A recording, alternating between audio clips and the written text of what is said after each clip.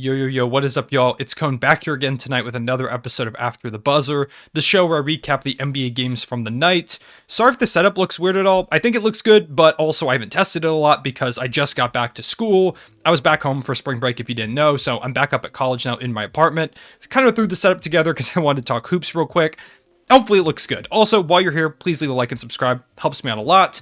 But as I said in the title and thumbnail of this video, I really want to talk for a bit about the Phoenix Suns. Tonight I was going to say played, but really they kind of just demolished the Los Angeles Lakers on national television, which has kind of been a theme for the Lakers this season. I really hope the NBA makes the decision to flex some of these games. I doubt they will, but maybe if we keep asking, people keep tweeting about it, maybe there's a shot because the Lakers just continue to have a really disappointing season. The Suns thoroughly destroyed them in this game. It really wasn't close the entire game.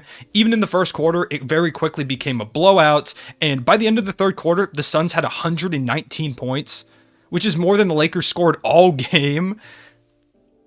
It wasn't close, and giving up 119, I don't know if that says more about the Lakers defense or the Suns offense. Honestly, I think it says a good bit about both of those things, but the Suns winning 140 to 111, they easily could have put up probably well over 150 if they did leave their starters in the game the whole time, but of course, blowing out a team like the Lakers, they weren't going to do that. LeBron James had 31, 7, and 6, and that was really it. 13 for Monk, 18 for Melo. Not a lot going on for this Lakers team, but I don't want to talk about them. Like I said, I've talked about them a lot over the course of this past NBA season because they were supposed to be this contender and they're not. So let's talk about a real contender in the Phoenix Suns, who, in my opinion, are the best team in the league right now. If I had to pick any team to win the NBA Finals, my finals favorite right now, it is the Phoenix Suns. They're just incredible. What they've been doing all season, even now, like this game, they don't have Chris Paul. And to blow out the Lakers, I know they're not a good team, and blowing the Lakers out is nothing special, but to thoroughly demolish them like this is really impressive. Devin Booker with 30 points and 10 assists, 23 and 16 rebounds for DeAndre Ayton, who continues to make a case to get that max contract in the offseason, 18 from Mikal Bridges, 12 from Aaron Holiday, who is a super underrated pickup, 9 and 11 from Cameron Payne with 4 rebounds, 11 from Torrey Craig, 10 from JaVale McGee. Everyone contributed, and it really is just a testament to how good this Phoenix Suns team is when you've got all these different guys contributing. Even without Chris Paul, they're still beating teams. I know they're losing more games, but that's kind of to be expected. One of my hallmarks of an elite team is that they can win games without their best player, or at least one of their best players. Chris Paul being like kind of the 1B, 1A to Devin Booker's opposite. Missing him is huge for this team. He really does elevate everyone on the squad. And so not having him, not having that leadership, that clutch element, it could really hurt a team, but not the Suns team, because they are probably, in my opinion, the best built team top to bottom in the NBA. And that's kind of crazy. When you think about where they were a couple years ago, they had missed the playoffs multiple seasons in a row. They had that great bubble run where they went undefeated and just barely missed out in the playoffs. And the Phoenix Suns, something that I don't think they get enough credit for, is making the decision to jump from rebuilding to contender at the perfect moment. That is something a lot of teams get wrong. A lot of times you'll see rebuilding teams going, they're like, okay, we're going to try and enter win now mode. We're going to make some moves, and it just flops. They don't quite get where they want to be, or the pickups don't quite work out the way they want them to. They don't mesh together immediately. It happens. It happens to a lot of teams. And so it's a big jump because once you make that commitment, you're kind of committing to things. If the Suns had chose the wrong time, say they chose like a year earlier, they went out, they got some guys, and it didn't really work out. Who knows? Maybe Devin Booker gets upset, DeAndre Ayton gets upset, and they want out. Who knows? But instead, they took that bubble momentum and made the perfect decision to go get Chris Paul, go get Jay Crowder. And I know it sounds very obvious to go get win now players when you want to win a championship, but there's a chance that this wouldn't work out. So the guts that they took to go out, make those moves, and not just that, but make the perfect moves to complement this roster, I think it kind of goes underappreciated what they've done, how they've turned themselves around from rebuilding team a couple years ago to the NBA Finals last year, having a 2-0 lead in the NBA Finals before, of course, Giannis went Giannis mode, and now being the favorite probably in the NBA to win the Finals, at least in my opinion. It's incredible what they've done.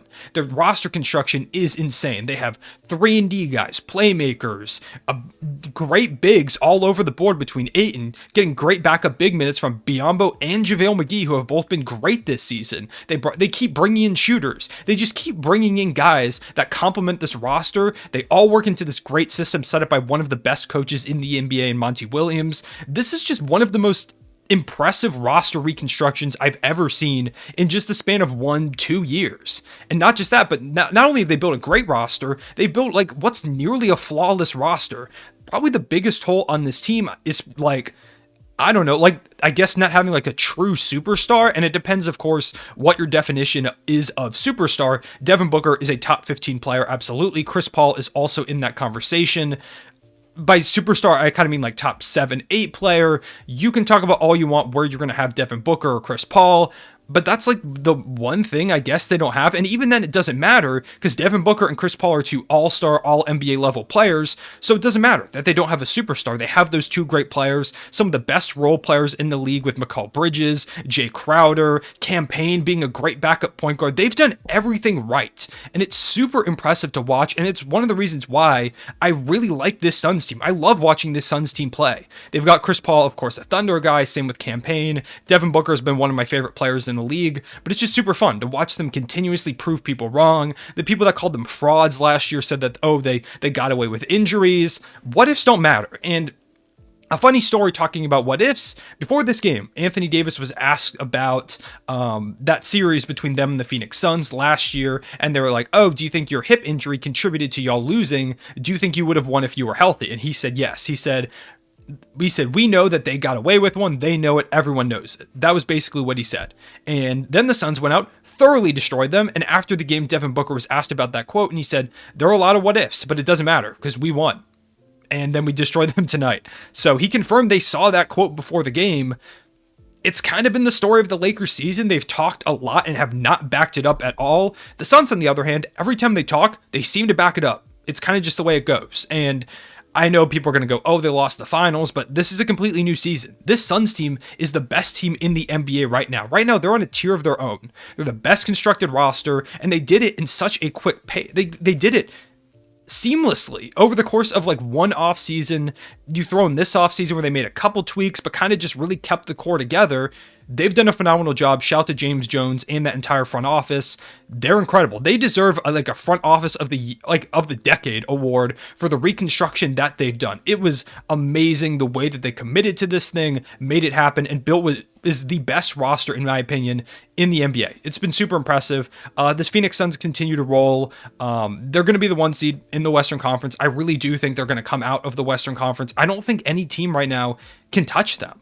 The Golden State Warriors are definitely one when they get Draymond back, Wiseman. We'll see how they look. Maybe they come out firing. They do, of course, have Steph Curry. They've kind of got that championship pedigree. They've been there, done that before. Klay Thompson looked great the other night. But I still feel like it's the Phoenix Suns conference to lose at this point. What I've seen from them, they just pick you apart. They're great in the clutch. They're great defensively. They shoot well. They do everything. This is a flawless team. Something that my guy Alex Hoops posted on Twitter. If you don't know him, he's a basketball YouTuber. Go check him out. He makes amazing content. Also a Thunder guy, which is cool. But something that he said on Twitter is, I know a lot of teams kind of have like this playoff mode. Like they enter playoff mode and they elevate their game in the playoffs. But like he doesn't even know how the Suns are going to do that because they're already almost flawless now.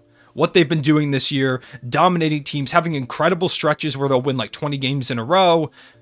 It's insane what the Phoenix Suns have done over the course of this season, what they continue to do, the way that they continue to really just shut up critics, shut up people who are calling them frauds and everything like that. Anyways, I've kind of rambled for a while about the Phoenix Suns.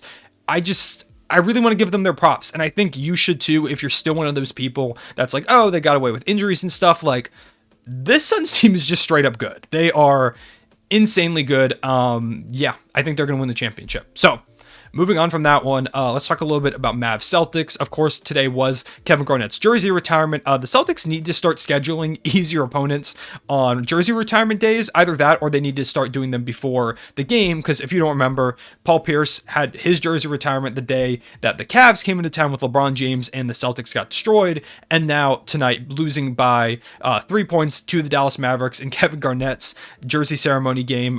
They did it afterwards. It was a really cool ceremony, so it didn't take away anything from it. It's just kind of awkward, you know.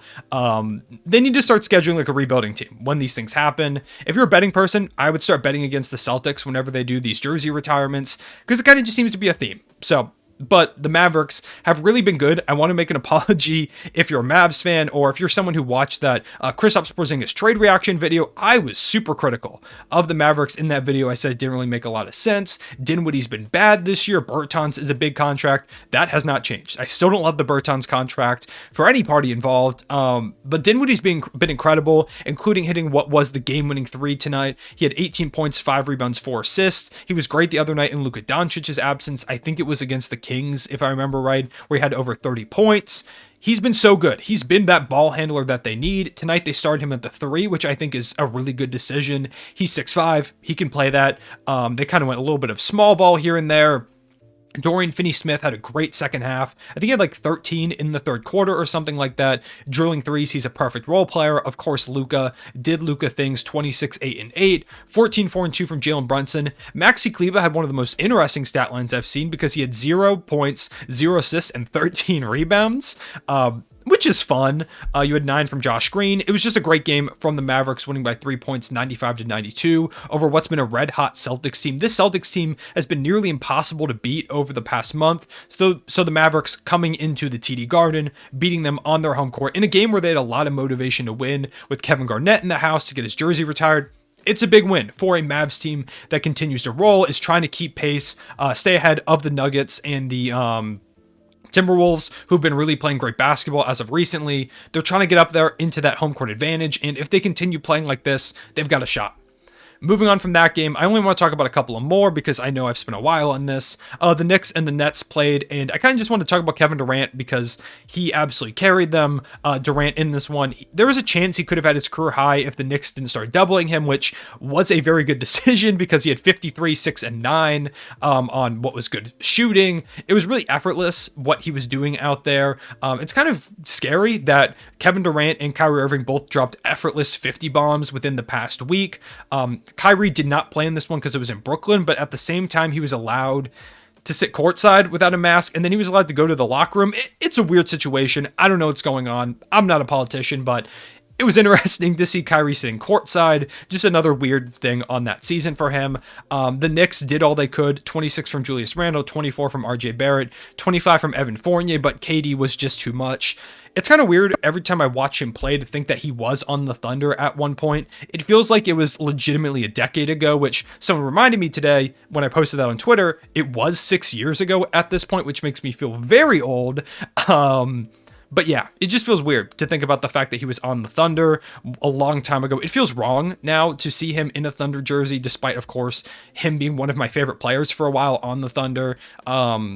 Yeah, it's just weird. Kevin Durant is incredible, completely dominant, and when the Nets have him and Kyrie in the lineup, there's not a lot of teams that can beat them on any given night. And finally, Grizzlies, of course, played the Thunder, so I have to talk about the Thunder game. I was driving during this one, so I didn't get to watch it myself, but the Thunder did lose by 7 points, 118-125. Dylan Brooks made his return and had 15 points. Steven Adams had 9 and 16 in his first game against OKC with fans back. 17 and 10 from John Morant, 21 from Desmond Bane, 12 and 10 from Brandon Clark.